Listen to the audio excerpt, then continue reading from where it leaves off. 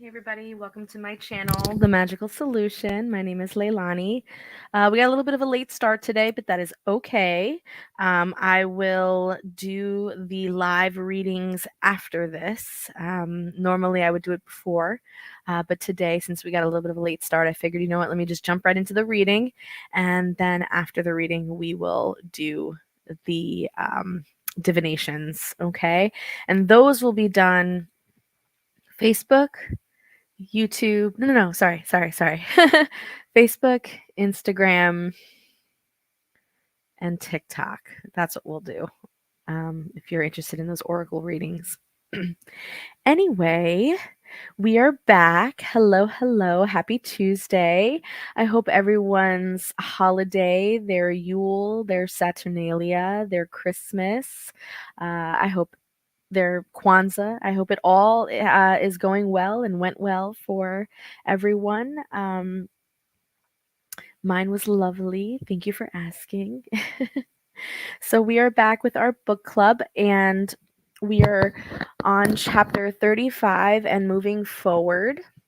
And I'm very excited to get going because, again, the last couple of lives we've had, the chapters have been insane. So I'm really excited to get going. This side is like really blurry. It's kind of annoying. Okay. Anyway, let's get to it. Let me share screen really quickly. Hey, Lavetta. Hey, it went well. I hope yours went well too. Oh, nope, that's not what I was trying to do. Okay, share screen. Let's see what we got going on here. We are going to put this one on. Oh, that's weird. I've never seen that before. Wow. Let's let's try something else, shall we? Let's see. Maybe this one? There we go. Okay, let's quickly see what that looks like for you guys. Beautiful. Beautiful. So let's get to it. All right, guys. So we are on chapter 35, an unexpected meeting. We were busy putting away the patrolling equipment and seeing to the animals when I heard a friendly voice beside me. Hello, Andre. Fancy meeting you here. What a pleasant surprise. I turned around and was surprised to recognize a Samaritan. He was a former acquaintance of ours on Earth. Yes, it was old Silveria, whom my father, the inflexible businessman, had reduced to utter reunion. I felt acutely embarrassed. Sorry, let me fix this. There we go. I wanted to acknowledge his greeting, to respond to his friendly approach, but my memories made me speechless. In this new environment, where countenances and faithfully reflect one's true feelings, pretending was out of the question. Finally, Silveria himself noticed my discomfort and came to my help, saying, I didn't know you had come here. I had no idea I'd meet you here in the Astral City. After this spontaneous kindness, I was able to shake his hand and murmur a few words of thanks. I wanted to offer an explanation for our past attitudes, but couldn't find the right words.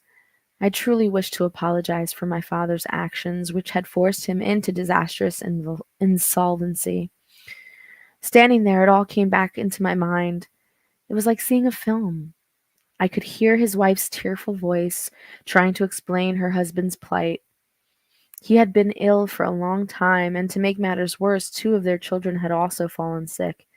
Their expenses had risen, and medical attention cost so much money. I remember how the poor thing wept, begging for respite. She spoke humbly, gazing pitifully at my mother as if attempting to find some sympathy and help in another woman. I remember how earnestly my mother pleaded with my father to forget the documents he had signed and to refrain from any legal action. Father, accustomed to successful transactions on a large scale, could not understand the realtor's difficulties and was adamant. He declared that although he was sorry about his client's bad luck and would help him in different ways, there's nothing he could do but carry out the legal proceedings. He explained that he could not think of breaking the long established regulations of his firm. All he had to offer his wife in consolation was the thought that some of his other clients were in even worse position. I recalled mother's helpless sympathy at Silveria's wife tearfully looking at her, and how father, indifferent to the suffering before him, scolded her severely and forbade her to interfere in business matters in the future. Thus there was nothing left for the poor family but to face utter financial ruin. I could still see the Silveria's piano being carried away to satisfy the implacable creditor's claims. Humbled and penniless, Silveria moved with his wife and children to a small town where they had probably led a life of hard work and poverty. I never again heard mention of the family. I was anxious to apologize, but did not know what to say. I had at the time encouraged father in his merciless attitude towards the Silverias, and had considered mother too sentimental in her views. Being still very young, I was dominated by feelings of selfishness and vanity. Impervious to the needs and sufferings of others, I was unyielding in my attitude in spite of my mother's wise exhortations. Those memories flashed throughout my mind with incredible speed. In one short moment, I had crossed the shadows of the past. I could hardly disguise my embarrassment. Silveria smiled and called me back into reality. Have you already visited the old man? The question, so filled with spontaneous caring, only increased my confusion. I answered that, although anxious to do so, I had not yet had the chance. Silverius sensed my constraint and prepared to leave. He patted me affectionately on the back and went on his way. Disconcerted, I went to Narcissia and told her of our unexpected meeting and the circumstances of our parting on earth. I anxiously awaited her advice. After listening carefully, she replied, "Don't be surprised at meeting old acquaintances here. Some time ago, I found myself in a similar situation. I have already had the satisfaction of meeting most of the people here whom I had offended on earth. I realize now that it is a great blessing granted to us by the Lord, so that He may have new opportunities to take up friendships which have been interrupted, repairing the broken spirit links between us. Did you avail yourself of the chance that was offered to you?" "What do you mean?" I asked. "Did you ask Silveria to forgive you? Remember, it's satisfying to be able to recognize our own faults. You have, by now, acquired enough understanding to be your own judge. You have acknowledged yourself as the offender. Don't ever miss the opportunity to gain a friend. Go to Silveria, my dear, and speak to him frankly. He is a busy person, and you may not get another chance soon." As I hesitated, she added, "Don't be afraid. Whenever we follow our head and heart in a practice of good, Jesus grants us the help necessary to succeed.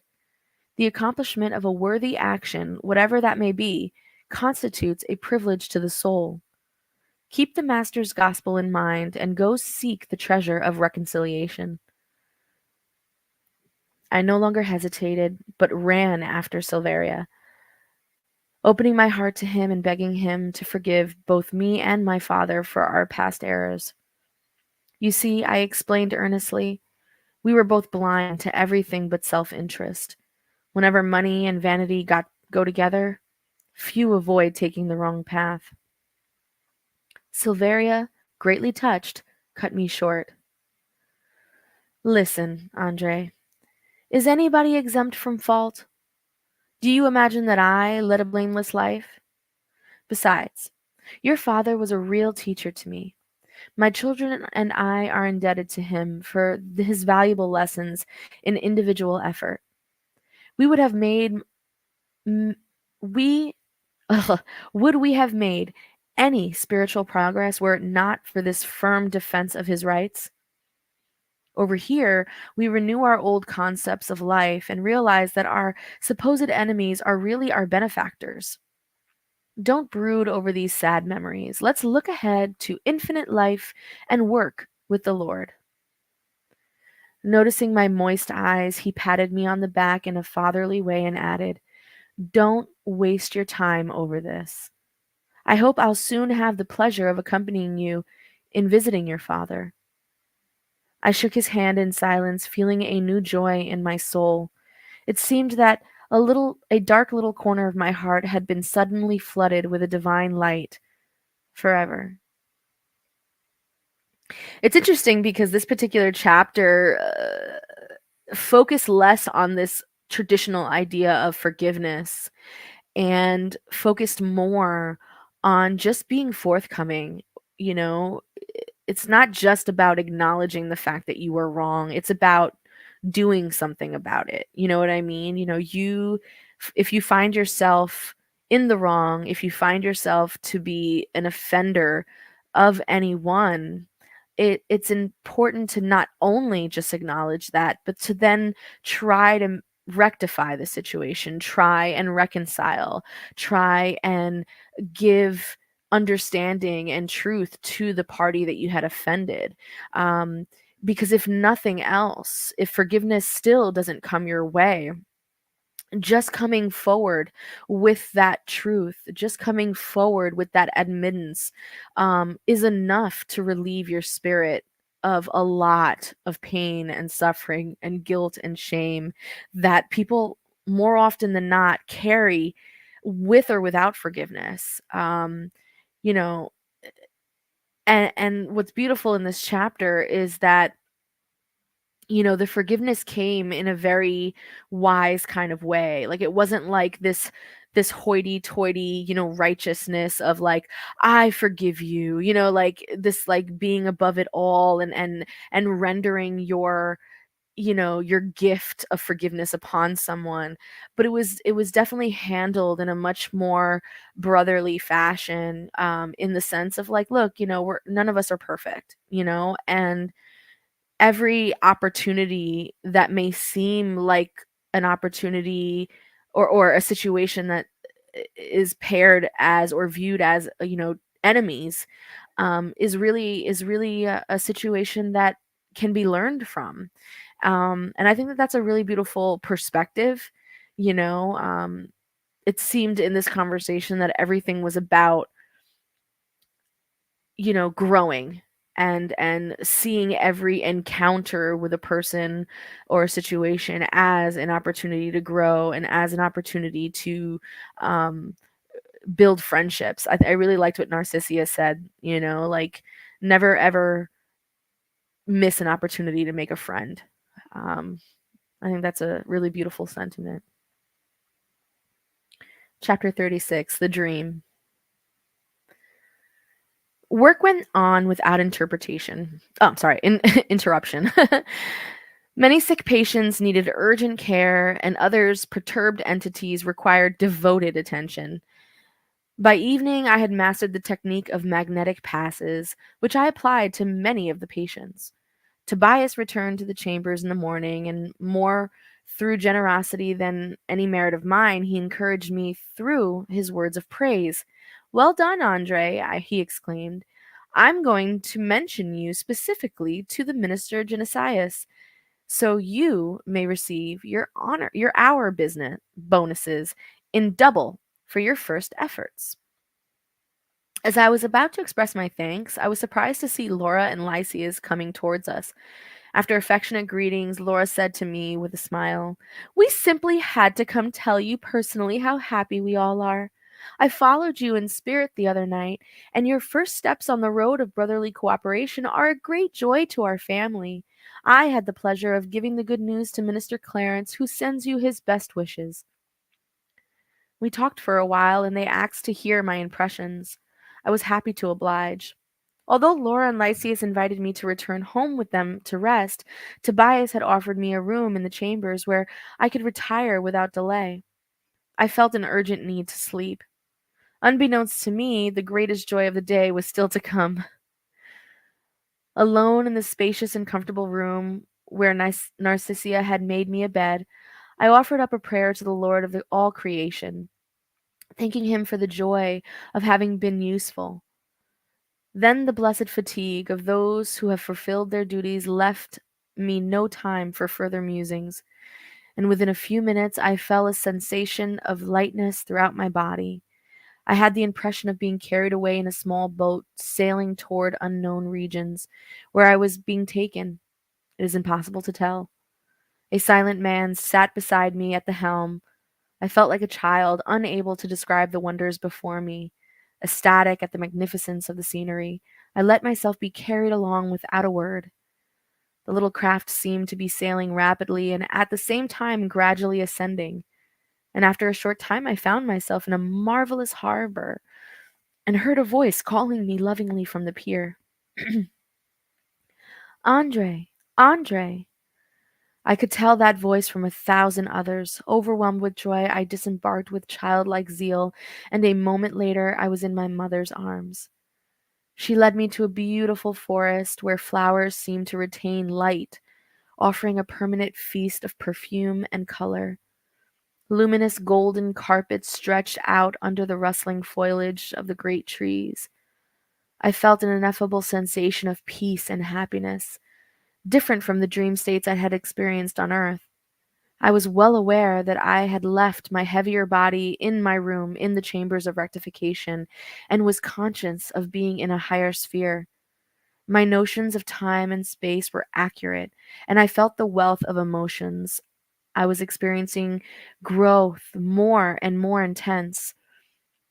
After inspiring me with words of appreciation, my mother explained, I prayed fervently to Jesus that I might be granted the sublime satisfaction of your visit on your first day of useful service. As you already know, my son, work is a divine tonic for the heart. Many of our companions on leaving the earth linger unproductively, awaiting miracles that never occur, their fine possibilities reduced to expressions of parasitism. Some plead discouragement from loneliness, others declare themselves maladjusted to the way in which they are called to serve the Lord. It is indispensable, Andre, to convert every opportunity in life into a reason to remember and serve God. Just as in the lower spheres, the bowl of soup given to the hungry, the balm offered to the leper, and the gesture of sympathy towards one stricken by adversity are sublime deeds forever remembered in the house of the Father. Here, a look of understanding cast to the sinner, the promise of a gospel brought to those in despair, and hope imparted to the afflicted are blessings of spiritual work which also weigh greatly in our favor. I had never before seen my mother's face so beautiful. Her eyes seemed to shine with a spiritual radiance, and her tender hands transmitted invigorating fluids and an indescribable sensation of bliss to me. Jesus' gospel, Andre, she continued, teaches us that there is a greater joy in giving than in receiving. For our own happiness, let's learn to put this principle into practice in our daily lives and efforts. Always give, my child, but above all, never forget to give of yourself in constructive tolerance, brotherly love, and divine understanding. External charity is only a lesson and a means to lead us to the more difficult practice of charity from within.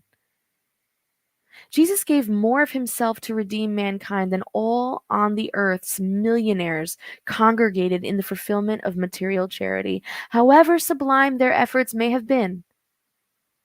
Don't be ashamed to offer your aid to our sickly brothers or clear the minds of the disturbed entities that come to the chambers of rectification, where I spiritually followed your work last night. Work, my child, doing all the good you can. In all our spirit colonies, as on earth, live restless souls anxious for novelty and distraction.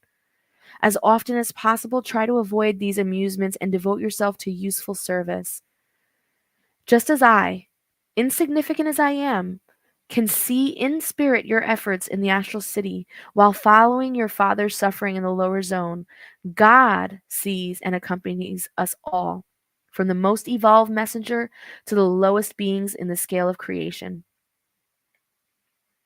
My mother paused briefly, and I tried in vain to speak, although tears of emotion had rendered me speechless. She understood my feelings, and looking at me with deep affection, she went on. In most spirit colonies, services are I don't know why I can't say this word, remunerated with our hour bonuses, which unites two essential factors. The bonus represents the possibility of receiving something from our brothers and coworkers, or of recompensing someone sharing our efforts. However, the determination of the hour's value, just as on earth, belongs exclusively to God. Because of our fallibility as evolving beings, errors may occur in awarding hour bonuses. The real computation of the spirit hour is a private question between the worker and the divine forces of creation. That's why our experimental activities on the road to progress, starting at the physical sphere, undergo continuous daily modifications. The administrator to whom the Lord has granted the opportunity of cooperating in the divine plan of life experiments with tables, registers, and remunerations. He grants them this opportunity just as he grants his creatures the temporary privilege of being fathers or mothers on earth, or in other words, or in other worlds. And all sincere administratives do their utmost to carry out the tasks assigned to them to the best of their abilities. Every father, conscious of his responsibilities, is full of devoted love. God also, my child, is a careful administrator and most loving father. He never forgets any of his children and reserves his right to a direct understanding with his workers about real merit of the use of their time. All outward reward affects the personality undergoing the test, but the value of the time concern the eternal personality, the one that will always be present in our circles of life on its upward march toward the glory of God. This is why the Most High gives wisdom to those who spend time learning on a longer life, and greater joy to those who know how to forget themselves in serving others. Mother became silent. As I dried my eyes, she put her arms around me. Like a boy who falls asleep after a lesson, I lost consciousness of everything until I awoke in my room near the chambers of rectification with an invigorating sense of joy. So, this chapter is interesting because, they're speaking about two different types of value, right? So, like, she speaks about how, you know, the bonuses themselves, right? The actual reward, which is based on your work. It's based on the merit of your work, right? All of that is human or spirit led, okay, by these quote unquote spirits here in the astral city. The rules based on how you get those bonuses are pretty much set, right? And they will adjust and they will modify, based on a lot of different things, as she mentioned. But there was the second half of the hour bonuses that, his mother explains is not really in the hands of any of the people in the astral city or any of the people in any of the other realms. um and that is the spiritual merit, right? The intention behind the work, the real true value of the hours that you put in is something that really only God can judge, is what his mother was saying. And those merits, that's the part that you get rewarded by God himself. You'll never see those rewards, in the physical. It is something that only your spirit, only the soul that is within you, the piece of you that actually does the elevating, the piece of you that actually goes up this ladder within every lifetime, right? This is the part of you that builds up these sort of spirit merit points, if you will, that's only disseminated by God. And this is the stuff that every time you're reborn, your luck, your lifestyle, the family that you're born in, the situation that you're born in, the privilege that you have, all of that can be a consequence of these merits that you had earned in these previous lives, in the work hour bonuses that you received in these astral cities and in these realms that you have been in. And so, your birth and or your next life may also have situations that allow you to be able to uplift yourself for that particular lifetime's purpose, in a much easier fashion, right? It could be that it could manifest that way, or it doesn't manifest at all, and it's just something that you retain the entire time, and that allows you in the next death to then evolve to the next state of the spiritual worlds, the next level up, if you will. And I find that interesting. Although this is where a lot of New Age spiritualists tend to really kind of toe the line on elitism, classism, racism, because it starts to create this sort of um, chosen one kind of symptomology that we're seeing very, very rapidly throughout uh, the world. And it's this idea that if you are born in this particular culture or in this particular family or in this particular class system or in this particular thing, then you are somehow a chosen group or a chosen person, that has been merited with this particular birthright, or is promised a particular land or a particular thing, because of these ideas in this tradition, you know what I mean? And so it can easily get miscued. They can easily say things like, well, you were born handicapped because you didn't do the right things in your past life, or you were born in a poor family because you didn't, you weren't uh you didn't build up any merit points or any karma points, or you are living a life of suffering and bad luck, and that's just your birthright. That's just because of who you were, or because of some sort of spiritual disability that you have. And as even if that were to be true, even if you were to interpret that in this way, it seems to be one of the few pieces of the spiritualist movement that, unless you have a really good explanation for it, it is one of those flaws within the spiritualist movement, and within the notion of reincarnation in a lot of these traditions that have reincarnation as part of their etymology, not etymology, I'm sorry, as part of their theology.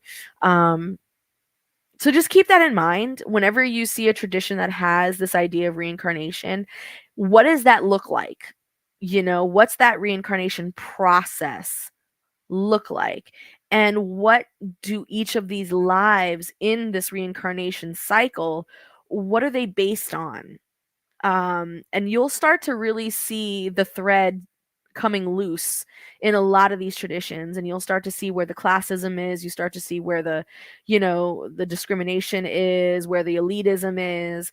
And it's important to be able to separate that out and try and figure out how to rectify that. I mean, it's okay to believe in reincarnation. No one says that that's a bad belief. No one says that it's a faulty belief. But it has been interpreted in a very faulty way. And we need to figure out a different way of doing that. Chapter 37. Veneranda's lecture. Ooh, we remember Veneranda from the last live, right? She's the one that's been pretty much in the astral city for like thousands, I think 3,000 years, something crazy like that. And she does like crazy amounts of altruistic work, and does not want any recognition or rewards for it. Um, and she does not hold a place of power like on paper, but because of how long she's been there and because of her status within those communities, the people who do have a place of power on paper still refer to her when they make decisions and things like that. So this chapter seems to be one of those chapters where she's there on a visit to give a lecture. All through my work the following day, I looked forward to Veneranda's lecture, which was scheduled to take place after this evening's prayers. Knowing that I needed permission to attend, I sought out Tobias. These talks, he said, are only attended by truly earnest spirits. The instructors here can't afford to waste time. You may go along with hundreds of workers and patients of the ministries of regeneration and assistance. I trust you will profit by it, he added encouragingly. My new day was spent in intense activity. The visit to my mother and her enlightening words on the practice of good had filled my spirit with sublime contentment. At first, her explanation of the hour bonuses had raised certain doubts in my mind. How could compensation be granted by God? Wasn't the reckoning of time a task of the spirit or human administrator? And Tobias explained that the task of recording the period of service was generally assigned to administrators, as was that of fixing standards of wages and privileges according to the worker's merit. But only the divine forces could accurately calculate the essential value of time. There are workers who, after devoting 40 years to some activity, end up just as inefficient as they began, a sure sign that they accomplished their task without the least of spiritual interest. Likewise, there are people who, after hundreds of years of earthly life, will depart just as ignorant as they arrived. To understand how precious your mother's concept is, Tobias said, it is enough to compare the hours spent by good men to those wasted by bad ones. The former becomes fountains of divine blessings, while the latter are instruments of torture and remorse. Each living being must settle accounts with the Father for opportunities received and work accomplished. And at the hour appointed for the lecture, following the evening prayer, Narcissia, Celestius, and I made our way to a large natural hall. The hall was a wonder of shades of green, and we sat on comfortable benches formed from vegetation. Various flowers glittered under the light of the chandeliers and scented the air with ineffable perfume. I looked around curiously. I noticed 20 of them sitting decidedly apart from the crowd, between us and the flowery mound which supported the lecturer's chair. I inquired, and Narcissia explained. We are seated with the regular audience. The brothers in the special seat are the most advanced students on the subject to be covered this evening. They are the only ones allowed to ask the instructor questions or present arguments. They have acquired this privilege through their applying themselves to that particular line of study. We may also attain such a privilege in time. Aren't you allowed to sit with them? I asked. Not this evening. As yet, I may sit there only when the lecture deals with the treatment of disturbed entities. However, some may stay for lectures on more than one topic, according to the degree of the knowledge they have already acquired. A curious procedure, I remarked. The governor, she continued, established the procedures in all classes and lectures in the different ministries to keep them from being converted into futile discussions of unfounded personal beliefs. Any worthy doubts or differing viewpoints may be duly considered and elucidated, but only at the proper moment. She had hardly finished speaking when Veneranda entered the hall, accompanied by two women of distinguished bearing, who, Narcissus informed me, were ministers of communication. Every face lit up with joy at the sight of Veneranda, who looked nothing like the old lady her name seemed to imply. She appeared to me to be noble, simple, and unaffected, and after a brief exchange of words with the brothers in the special seating, she began by saying, as usual, our short meeting does not allow for long bursts of eloquence. I am here to talk to you about certain thought processes. Among us tonight are a few hundred listeners who are still surprised about the similarity of forms on the physical plane and in our spirit sphere. They have learned that thought is the universal language and have been told that mental creation is the most important factor in spirit life. Numerous brothers are asking themselves questions such as why they find earthly dwellings, utensils, and even the same forms of speech here. Yet, this fact should not be a motive of surprise to anyone. We must not forget that up to now, while in the physical body, we have lived in circles of antagonistic vibrations. Thought is the basis of all spiritual relations, but we must keep in mind that we are millions of souls in the universe still far from perfect obedience to the universal laws. We cannot, as yet, be compared with our older and wiser brothers nearer to the divine spheres. We are millions of entities living in the undisciplined inferior worlds of our ego. The great instructors of physical mankind teach divine principles and expound external truths, but in our earthly life, we generally learn these laws without obeying them. We acknowledge these truths without consecrating our lives to them. Now then, do you imagine that by just admitting the power of thought, man can be purged of his inferior condition? Certainly not. It would be impossible. 100 years on the planet represent much too short a period of training for us to become divine cooperators. And during our earthly apprenticeship, we learn the principles of mental force, but forget that for thousands of years we have used our thought energies to form destructive mental creations, or at best, creations harmful to ourselves. We follow courses of spiritualization in the various religious schools of the world, yet, with most of us, it is frequently a question of mere verbal adherence, of lip service, and nothing else. No one, however, can attain to his duty through words alone. The Bible teaches us that the Lord of life himself didn't stop with the word, but put his creative work into action. We all know that though that thought is an essential force, but we overlook the fact that we have misused that force over centuries. We all know that it is man's duty to provide for his own children. Likewise, each spirit is compelled to maintain and nourish his own creations. A criminal ideal will produce mental creations of the same nature. A lofty principle will observe the same laws. Let me illustrate the fact with a more objective example. After rising to great heights, water is purified and carries vigorous vital fluids, returning as the vivifying dew and generous rains. Keep it on earth, mixed with the impurities of the soil, and it will become a foul mire, a habitat for destructive microorganisms. Thought is a living force everywhere. It is the creative atmosphere involving the Father and his children, the cause and effects in the universal home. And through it, men become either angels on their way to heaven or devilish fiends on the road to hell.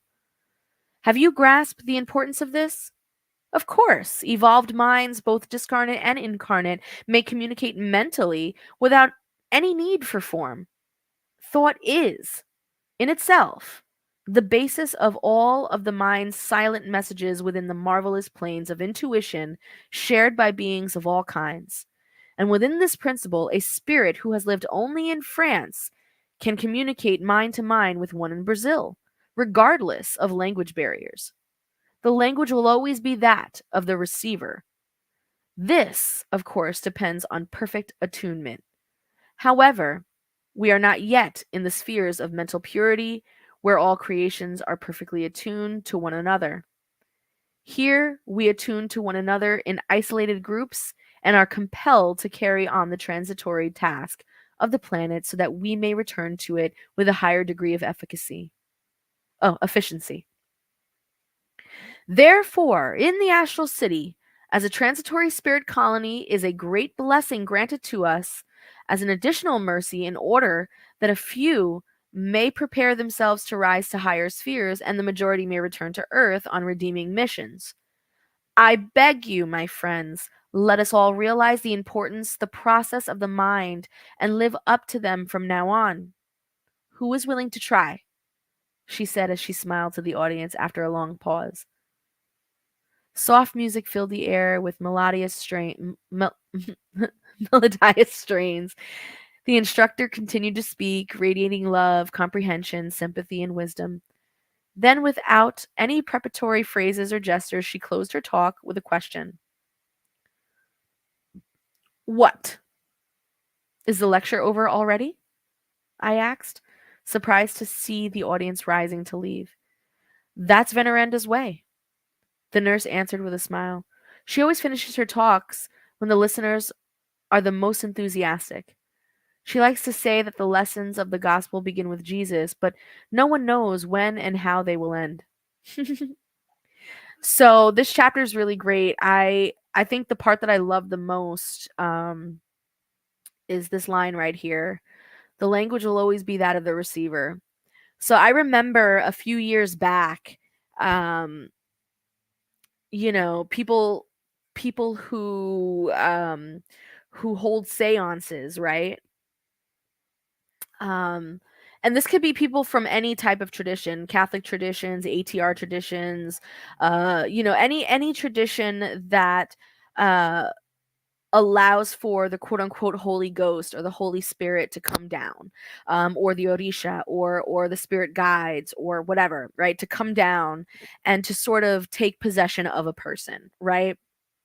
And I remember there was this discussion happening at the time where they were trying to vet who is a real medium and who isn't.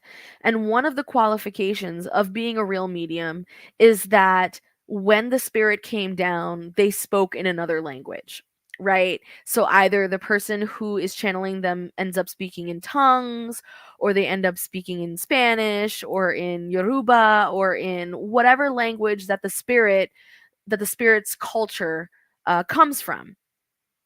And I always found that to be very interesting, um, because throughout all of history, because history definitely has a different story to tell, we see that spirits who are attached to particular cultures may present themselves to an outsider using that culture's language as a form of like a miracle, as a way to say that this outsider really is speaking to this particular spirit, because they're speaking a language that they have never spoken before, that they have no knowledge of, and only the spirit could have done that. And we've seen that in some cases. But then there are other cases where the individuals within those cultures who grew up with those languages but are also multilingual, who may also speak English or speak another language, will also receive their spirit in those other languages, even though that spirit came from that particular culture. And so my question was always like, well, does that make that person not a real channel, not a real medium, because they are able to hear their spirit in a language that's not of the traditional culture of that spirit? And the truth of the matter is that there's no real right answer. The answer is going to always be what the receiver gets. If the receiver does not speak a certain language, then the spirit is not going to speak to them in that language, because the whole goal of spirit communication is to be understood, is to be heard. And so if a spirit comes from some other place on the other side of the world, but they want to speak to you, they're going to speak to you in the way that you understand. Um, and one of the things that will happen is it may come in one of two ways. It may come as an actual language of the receiver, meaning if you speak English, it will be spoken to you in English, or it will come in the form of intuitive knowing, meaning that the spirit will speak their language, which the receiver may have no knowledge of, but will somehow understand what the spirit is saying. They will intuitively be able to interpret that language, even though they won't have prior knowledge of that language. And a third possible way is that the spirit will speak in symbols and or dream language, which is universal archetypal language. Um, so these are the three things that I had noticed and that I had observed and that I had seen in my research. So I found that to be interesting to read that here, because it verifies what I've been saying. And that is, there's no such thing as, qualifications, if you will, of like an amazing perfect medium. uh, just because a medium happens to speak the language of a spirit in the spirit's cultural language doesn't make them a better medium than the person who receives that same spirit but in a different way. So just putting that out there, because I think that was definitely a conversation that was had, and was hotly debated for quite some time.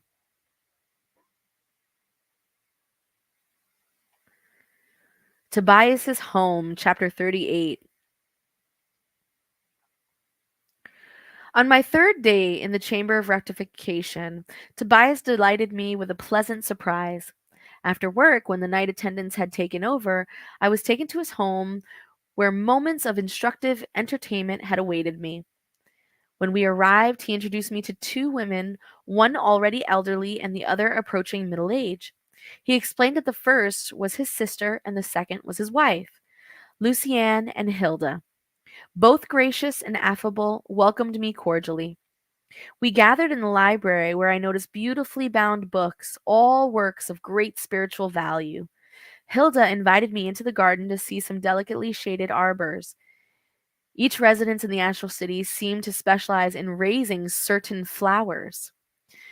Lysias' home, Lysias's home contained gloxinias and hundreds of lilies, while numerous hydrangea banks rose luxuriantly from a carpet of violets at Tobias's home.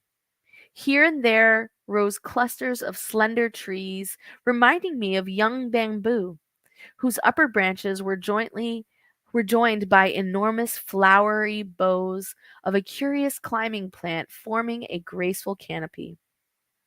An intoxicating fragrance floated in the air. I couldn't put my admiration fully into words. We were speaking of the beauty of the landscape in general, as seen from the angle of the Ministry of Regeneration, when Luciana called us back to the house for a light meal. Enchanted with the simple and cordial family atmosphere, I could find no words to give thanks to my hosts, and after some friendly talk, Tobias said smilingly, "My friend Andre here is a newcomer to our ministry and probably doesn't know my family's background yet." They all smiled at me, and noticing my silent interest, the head of the household continued, "In fact, there are several families similar to ours here. You see, I was married twice," he added, pointing to both ladies good humoredly. "Yes, indeed," I stammered, extremely confused. "You mean that both Hilda and Luciana shared your experiences on Earth?" "Exactly," he answered calmly. Hilda turned to me and said apologetically, "You must excuse our Tobias, brother Andre. Whenever we entertain newcomers from Earth, he always starts talking about the past." "And why not?" Tobias asked good humoredly. "Shouldn't it be a motive of legitimate joy to conquer the monster of jealousy, acquiring at least a small degree of true brotherly love?" "The problem really does concern us all," I remarked. "There are millions of people on Earth who have twice made sacred marriage vows. How would we resolve such a delicate sentimental problem in the face of spiritual survival? We know that physical death merely transforms without destroying, and that spirit ties continue unbroken throughout infinity. How to proceed then? Condemn the man or woman for marrying more than once? We would find millions of creatures in the same circumstances. I have often wondered at the passage in the Gospel in which the Master, referring to marriage in eternity, promises us the life of angels. We must remember, however," added the kind host, "with all due respect to our Lord, that we aren't yet in the sphere of angels, but that of discarnate people." "But how can we cope with such a problem here?" I asked. "Very simply.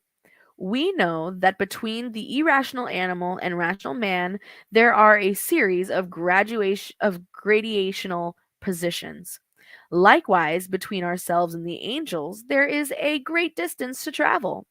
Therefore, how could we aspire to the company of such angelic beings if we aren't even fraternal with each other? Of course, there are strong hearted travelers who, in a supreme effort of the will, face and surpass each obstacle that they meet. The majority, however, can't do without bridges or the charitable help of devoted guides. Because of this truth, cases of this nature are settled through genuine brotherhood. Keeping in mind that true marriage, a union of souls, can never be broken.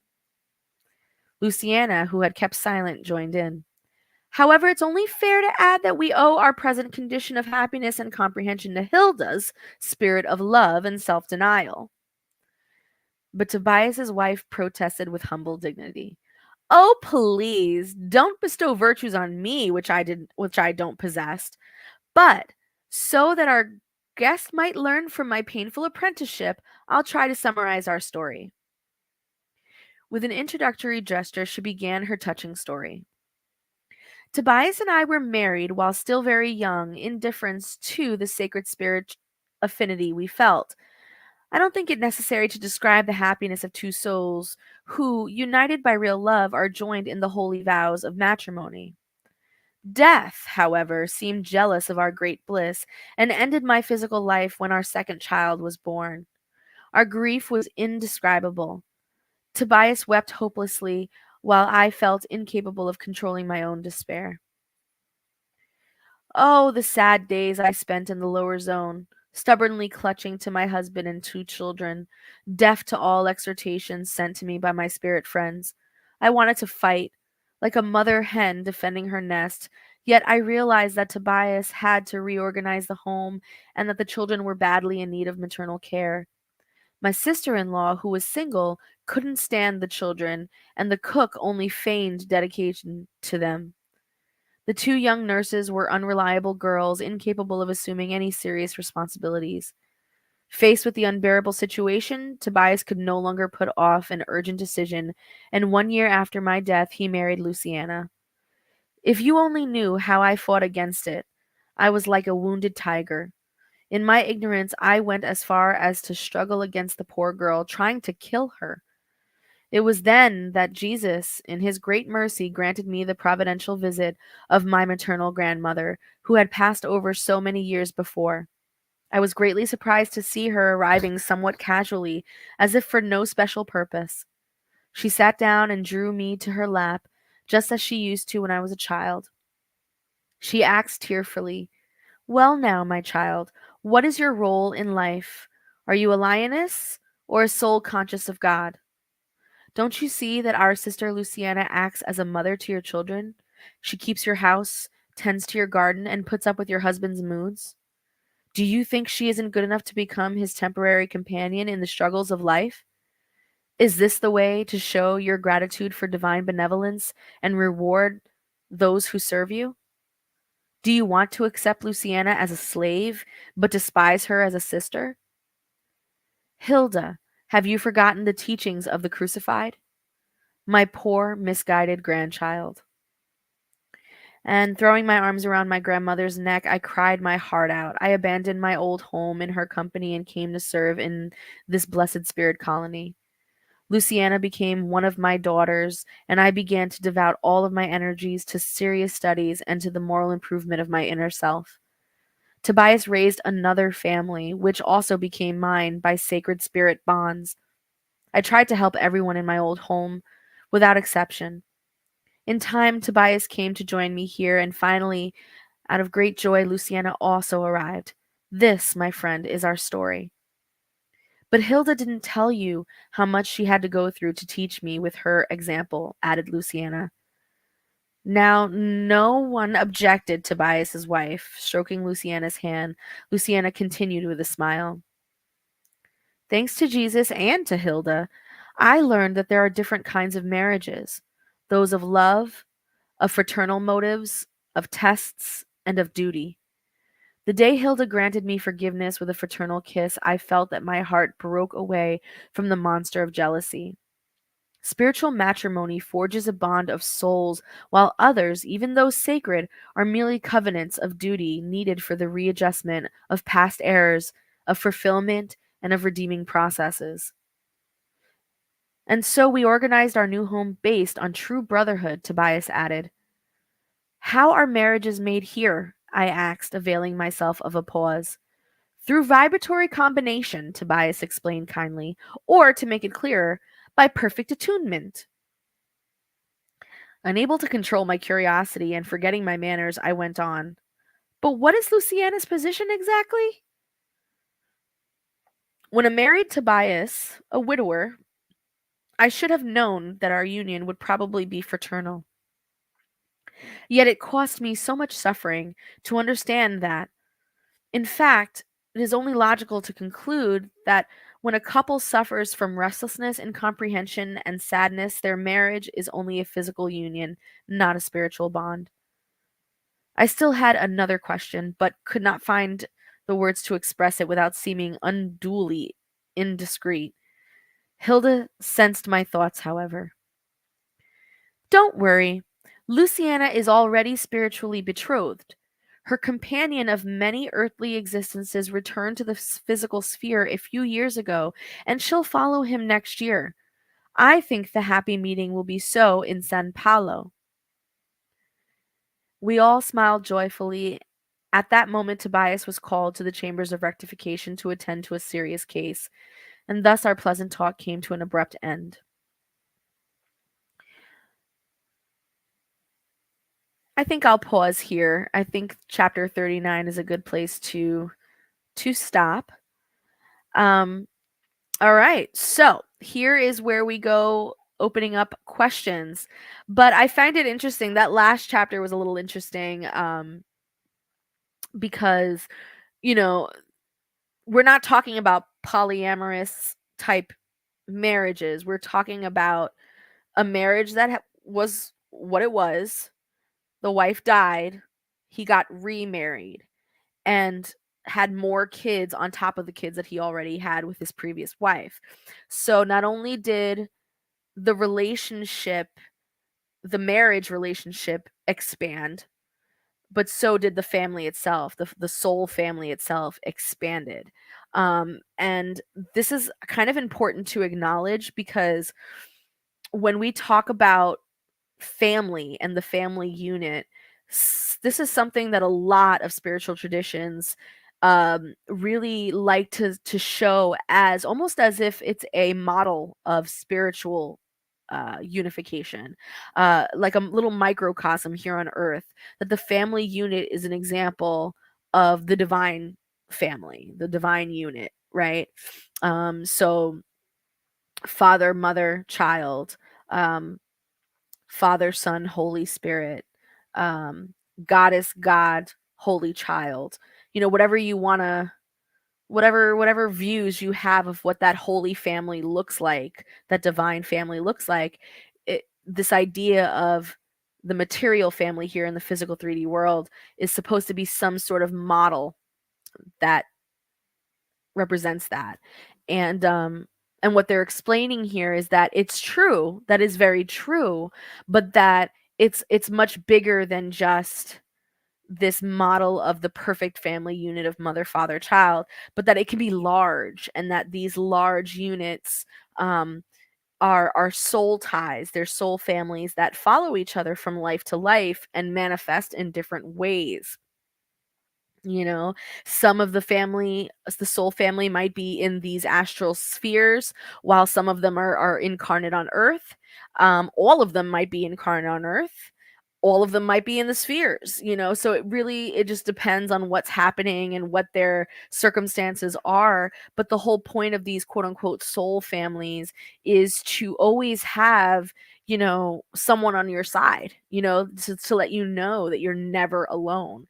And when you cross over, that you always have a team of spirits that want you to elevate, that don't want you to be in the lower zones if you end up, you know, in those spaces for whatever reasons. um and we'll pray for your elevation. We'll pray for you to get out of those spaces, and we'll do everything in their power to try and get you out. And so that's a really comforting feeling, I think, for a lot of people, especially people who live very solitary lives, or people who have the misconception that they are alone and feel lonely. Is just knowing that you have a soul family, knowing that you have spirit family that are always with you, are always working for your progress, and always want to be close to you. Um, yeah, man, I think that that's pretty dope. Anywho, let's open the floor up to some questions. Oh, by the way, that chapter 2 where they were describing the garden in Tobias's home and Lysias's home, I love, love, love how they speak about the flowers. Anyone who knows me, anyone who knows an inkling of my spiritual practice knows that flowers are a huge, huge deal for me. Flowers are a very important spirit for me. And, I utilize them in my work all the time. I work with them all the time. And I love, absolutely just adore seeing spiritual texts of all various kinds, because this is not, again, this is not something that is limited to spiritism, spiritualism, and all that. You will find these concepts utilizing the symbol of flowers, um, all over the world, all over the world. Um, this idea of a universal flower, this idea of the flower of life, this idea of creation coming forth from a flower, this idea of the mind blooming like a flower, this idea of the heart opening like a flower, blah blah blah blah. So it's very, very much a part of our history. It's a part of our story, and it's a subject that is near and dear to me, and I'm really excited to actually be teaching a class on this in January. And I do hope that, if you have an opportunity to stop by the class, definitely, definitely take it. It's going to be a juicy one, just because it's close to my heart. So, whenever something is close to my heart, I talk about it very passionately. Oh man. Oh, Lavetta, you're so great. Yes, all of these comments are wonderful.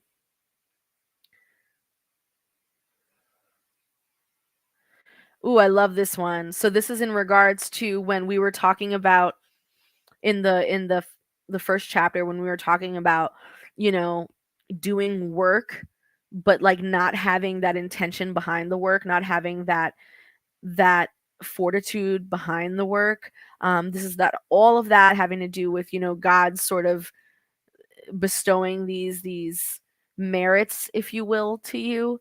Um, this is really, really important. This is really important.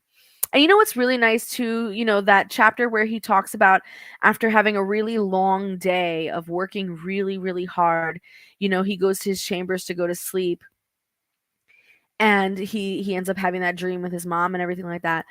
I feel like that is a perfect example of the exhaustion, that wonderful, wonderful exhaustion that you feel after a good, productive, hard day's work, where you got so much stuff done.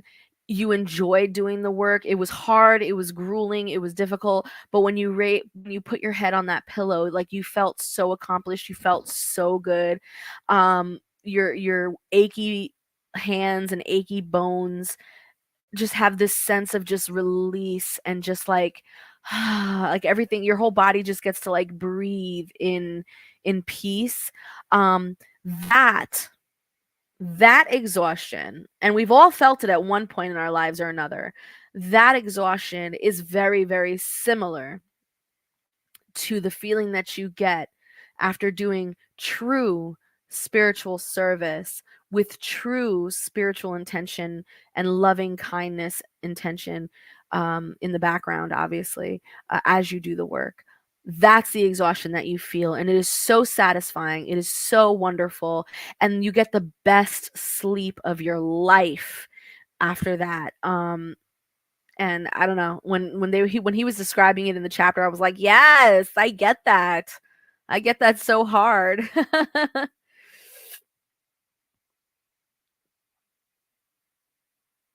Mm.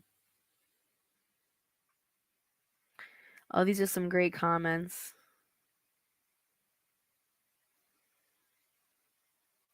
Love it, love it, love it. All right, y'all. Well, if you don't have any further questions, I will let you guys go. But before I do, just note that there's a couple of updates, right? So, first and foremost, of course, we want to give a shout out to all of our Patreon people. We have Lavetta who's here in our live. She's always ride or die. She's always ready to go. We have Sonia, we have Lynette, we have Anna, we have Iman, we have so many people that we want to thank. That support our Patreon.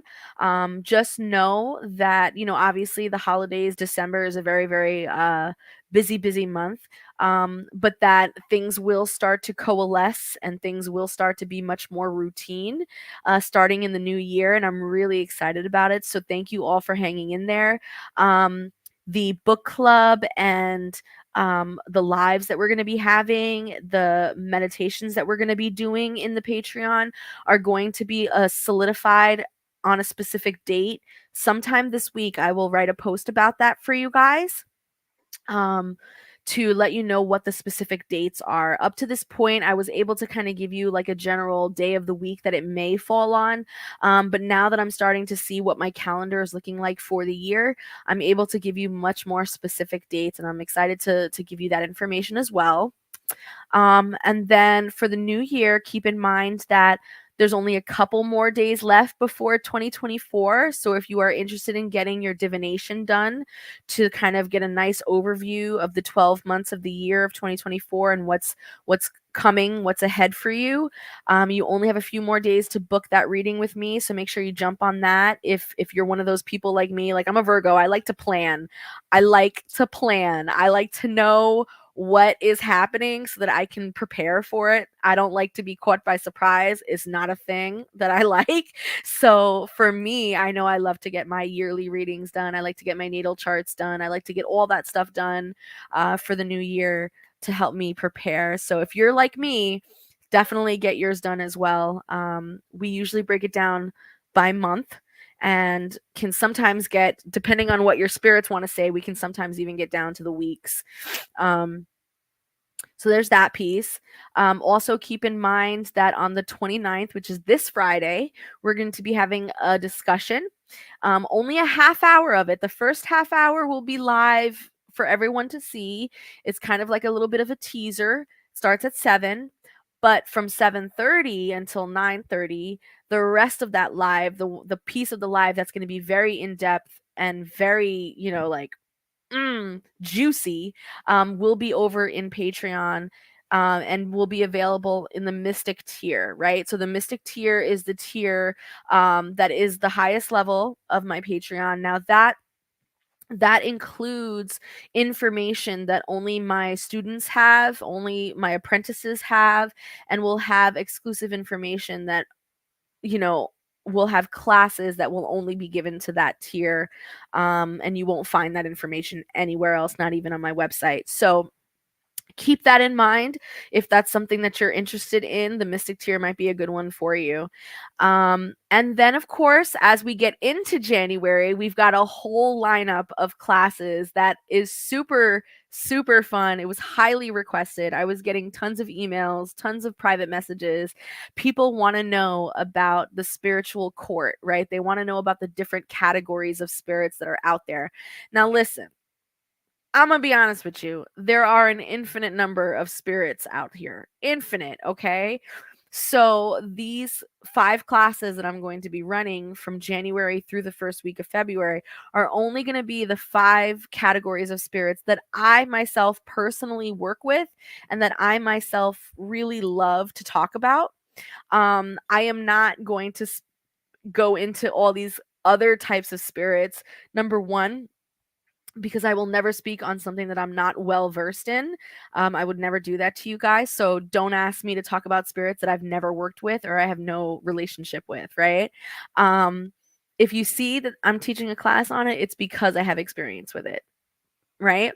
So these classes coming up will be on, the first one is flowers, because we talked about it already, flowers, right?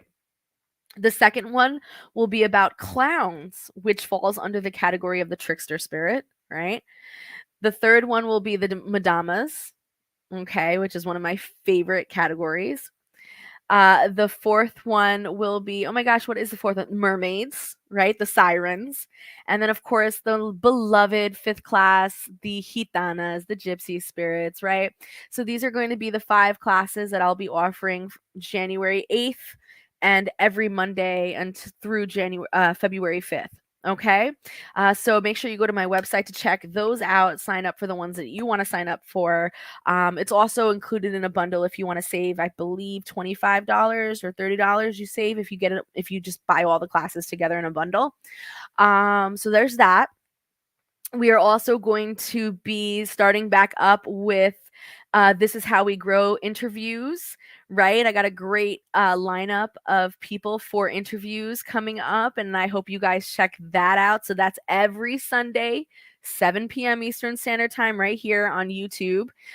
We will be interviewing an author, an influencer, just someone in the spiritual community who has something important to say.